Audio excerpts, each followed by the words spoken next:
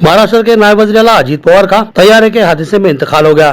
जराये के मुताबिक अजीत पवार जिला पंचायत परिषद की इंतखाबी तशहीरी मुहिम के लिए मुंबई से एक निजी तैयारे के जरिए बारामती रवाना हुए थे। लैंडिंग के दौरान तैयारा हादसे का शिकार हो गया। हादसे के बाद फ्यूल टैंक में जबरदस्त धमाका हुआ और जहाज के परखचे उड़ गए।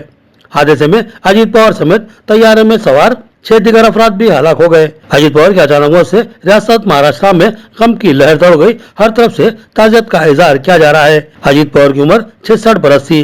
वो गुज़िश्ता 40 वर्षों से रियासत महाराष्ट्र की सियासत में सरगर्म रोल अदा कर रहे थे।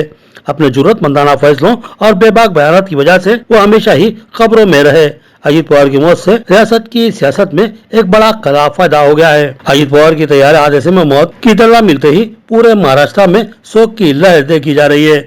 हादसा इनके आबाई जिले बारामती में पेश आया। अजीत पवार बारामती से एमएलए थे। हादसे में पायलट की भी मौत हो चुकी है। तैयारे ने मुंबई से सुबह 8:10 पर उड़ान भरी थी और 8:45 पर यह हादसा पेश आया। हादसे के बाद तैयारे में जबरदस्त आग लग गई। ये चार्टर तैयारा था। बताया जाता है कि अजीत पवार आज बारामती में कई प्रोग्रामों में शिरकत करने वाले थे।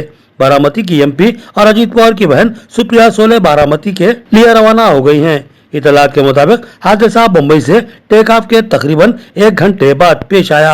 महाराष्ट्र के नायब वज़ीर आला की नागहानी मौत पर वज़ीर आज़म नरेंद्र मोदी ने गहरे रंजोगम का इजहार किया। वज़ीर आज़म ने अजीत पवार को जमीन से जुड़ा हुआ एक मेहनती रहनुमा बताया। इंतजामी उम्र की फहम और गरीबों को बाख्तियार बनाने की इनकी कोशिशें काबिल तकरीफ थी। इनकी नागहानी मौत से पूरा मुल्क सदमे का शिकार है और इनके अहल खाना और मुद्दाहों से ताज़ियत पेश करता है।